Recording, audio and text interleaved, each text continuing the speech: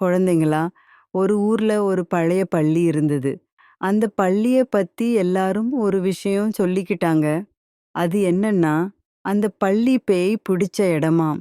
அந்த பள்ளிக்கூடத்துக்கு போறதுனா, எல்லா குழந்தைகளுக்கும் ரொம்ப பயம்.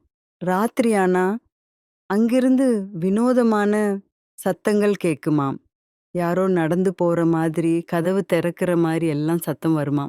அது மட்டும் இல்லாம, ஜன்னல்ல எல்லாம் பயங்கரமான நிழல்கள் தெரியுமாம். அந்த ஊர்ல சில ரொம்ப தைரியமான குட்டி பசங்க இருந்தாங்க. அவங்க இந்த பேய் கதைய நம்பல.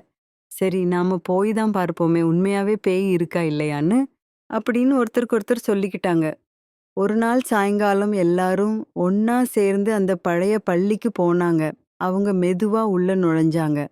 எங்கும் ஒரே இருட்டு. கொஞ்சம் பயமா தான் இருந்தது. ஆனா, அவங்க பயத்த வெல்ல முடிவு பண்ணிட்டாங்க.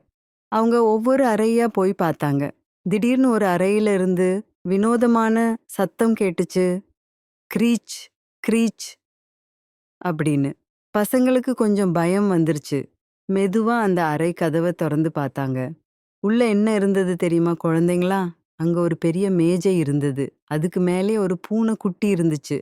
அதுதான் பயத்துல அந்த மாரி சத்தம் போட்டுக்கிட்டு இருந்திருக்கு.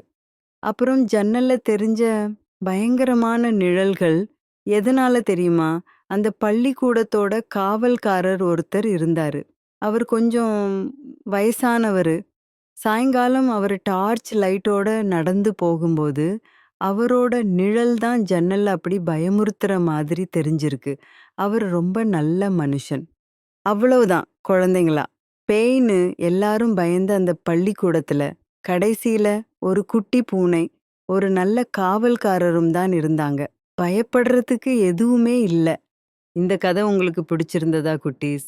இனிமே எந்த விஷயத்தையும் நல்லா தெரிஞ்சுக்காம பயப்படக்கூடாது. சரியா?